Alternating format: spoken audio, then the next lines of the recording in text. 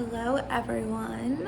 I wanted to hop on here for one of the first videos that I've done in a really long time to discuss some kind of common misconceptions about receiving as a woman and what that means, slash, what that looks like, slash, what the reason behind our receiving is. What is the reason? So, something that I think is important to consider and to pull into this conversation for our referencing is the fact that the masculine and the feminine literally require each other in order to give each other purpose, importance, value. The masculine is exalted and erects itself quite literally, biologically and energetically, comes into power, comes into pointed clarity to rise to meet the feminine's desire. There's kind of a joke that if not for women, which it wasn't the woman herself, but the feminine desire moving through that woman, her connection to that desire. If not for those desires, we would still be living in cages. If not for the feminine's desire, we would still be living in huts, and so on and on and on. But it was never the woman. It was about the feminine and the masculine. So within all of us, we have desires, and we have a feminine component of us that is connected to the ideas and understanding that femininity, the feminine in our lives, offers something meaningful to us. And so when we are encountering the feminine, we're having this beautiful, wonderful experience. We're being kind of bathed over in all that we know that the feminine provides for us, which the feminine is provisional and materially, whereas the masculine is provisional materially. When we have those experiences, we understand, consciously or unconsciously, that in order for us to attain those desires, whether they be energetic desires like I want to feel more at peace or I want this specific item, there are certain components of the masculine that we will have to integrate within our own being, our own self, in order to have access to those feminine components, because there must be a polar match. The feminine in her extreme desire and the potency of that desire must be met with the potency of the sword, of the truth, of the structure, of the containment, the same strength and power of the masculine. So in the power of our desires actually is an invitation into exalting the masculine externally or internally to discover for ourselves solution, structure, discipline, containment, provision, our ability to receive that in a way that we have never before. Something that is so amazing about this is that the feminine's desire in this instance actually serves as the impetus, the inspiration. It is not a demand. It is the desire resting fully within itself. If you've ever had something that you really, really want, you're really excited about, that there's something that the desire itself can't do anything to bring about the desire. The desire just is. It's flowing and moving completely through you. You feel it powerfully. And that desire is that feminine component of us that's just sitting and waiting and yearning and pulsing and just so engorged with excitement. And that desire is the invitation to the masculine, whether that is a masculine structure, a physical structure, a man, a business, academic space, any sort of environment that is held and maintained under the umbrella of the masculine. That desire invites them into the opportunity to expand themselves. And in that expansion, it's so amazing. They are able to see all that they have the potential to be in that moment. Like, before being exposed to the desires that we have, many of us would have never even considered, like, oh, I could be doing this and I could be doing that. And the desire creates room to contemplate solutions for our expansion.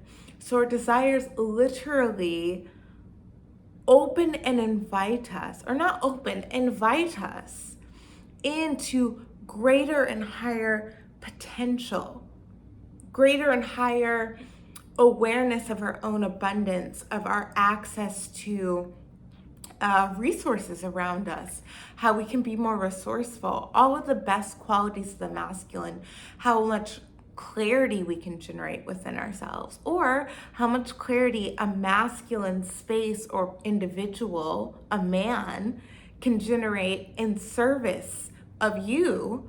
But in service of you, he is serving himself while being able to see all of the potency of his power, the potency of his clarity, the potency of his strategizing, the potency of his potential to go from point A to point B.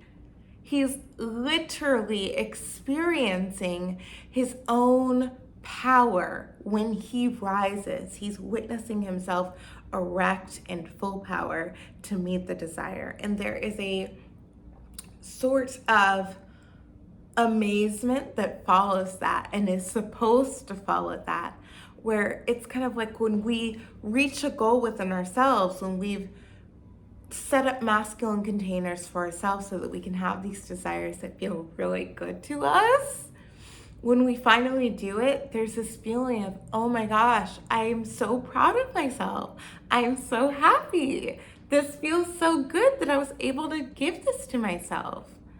And, there's a certain level of mastery here that comes into play when you're like looking at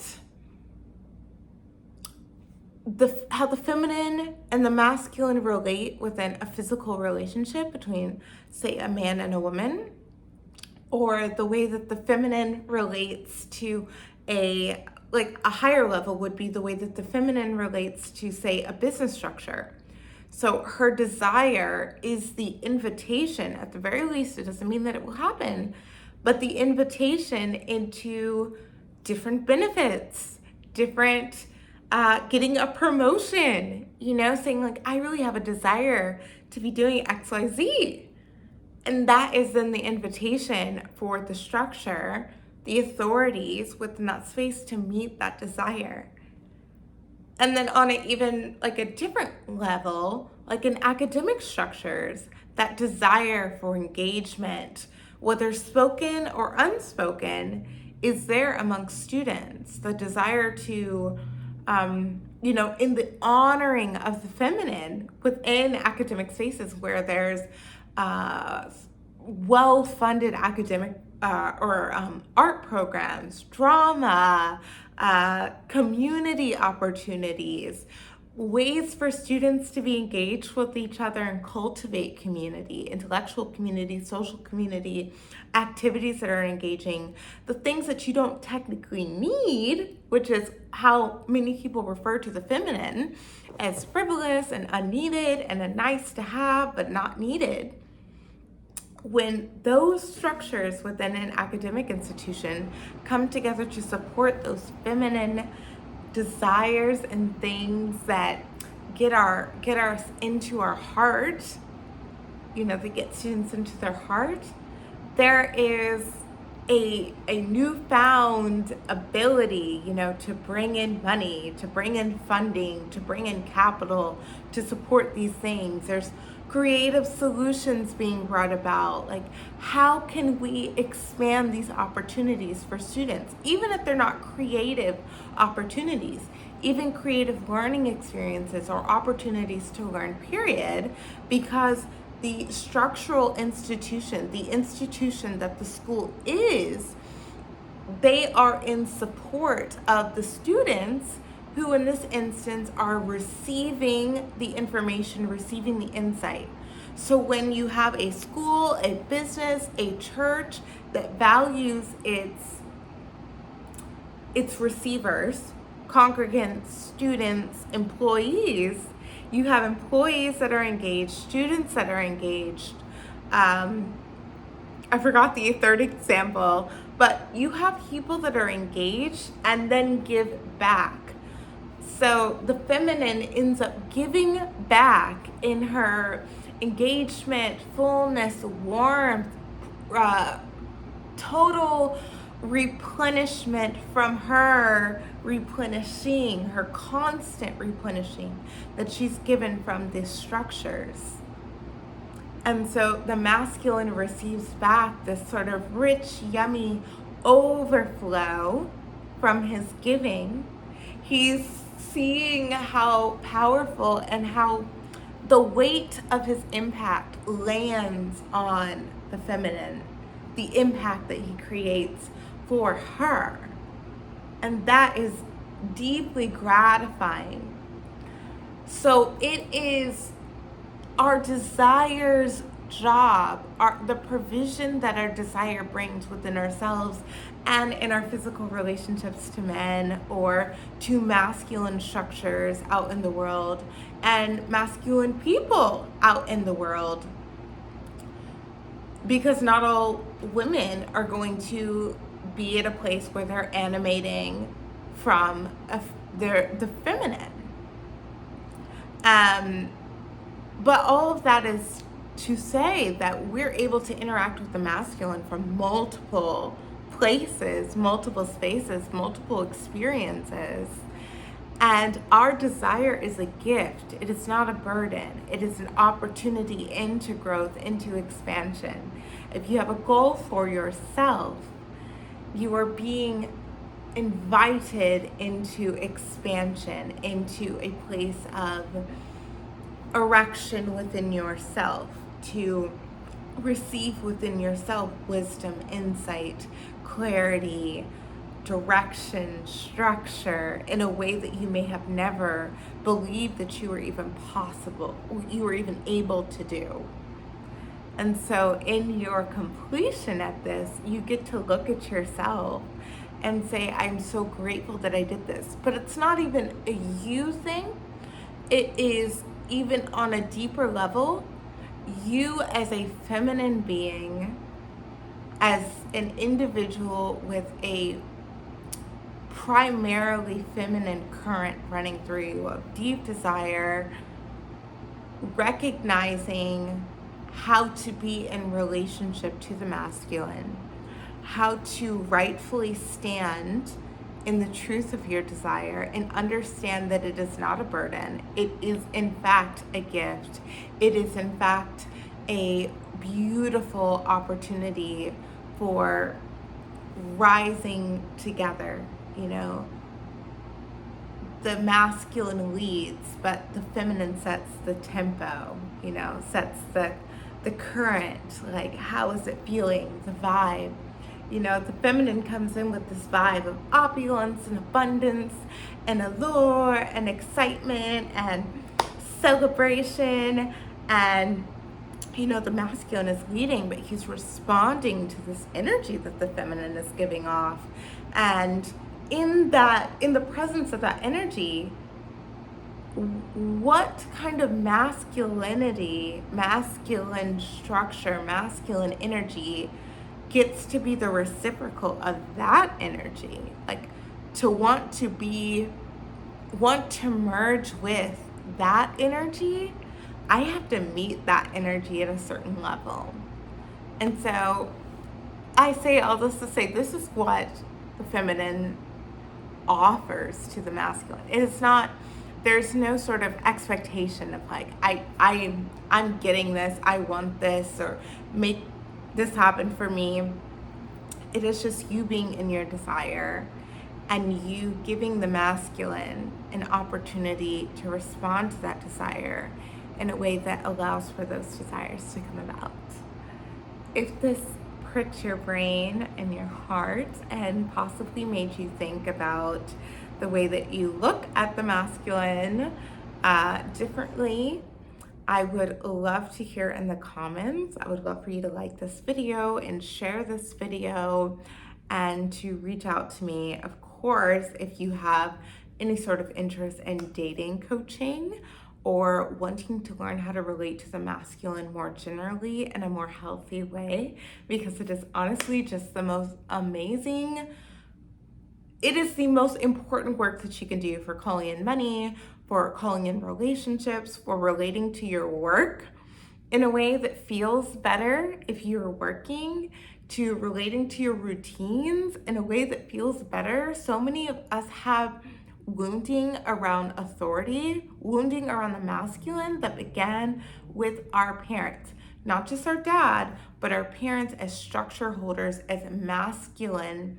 the masculine component of the home. Yes, the mother is the feminine component, but she still operates as a containment for the children. So the children are like at the bottom, like receiving all the stuff, receiving all the nurturance, provision, all of it. And a lot of our first wounding with the masculine came when we didn't understand why love was being equated with pain, or why discipline had to come in a way that felt degrading to our nervous systems, to our boundaries as children, even to our sense of self-esteem and self-worth.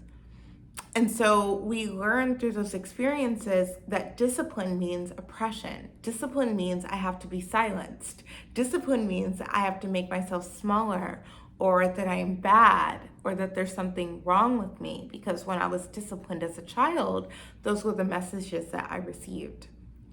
Healing your relationship to the masculine looks like understanding that the masculine is there to serve you, is there to be in its right position of growth and expansion, so that we can all grow and expand in our relationship to each other. In different instances, we will be on the receiving end. On other ends, we'll be on the giving end, on the masculine end, of providing in a way. You know, whenever we give to someone out of the kindness of our heart, we are giving. We are witnessing the truth and the power and the need for the masculine and the impact that that makes on people around us. But either way, we're recognizing the way that the masculine and the feminine get to exist with each other, and how incredible that union is when the feminine is in full receivership and she is delightfully and beautifully receiving and feeling the weight of the masculine's impact, and the masculine is able to witness himself in his giving. We get to see that on an even deeper level when we learn about how those ideas are at play in our life, and how we can make our life more beautiful and rich with love and expansion and opportunity to receive expansively and to rise expansively within our own lives.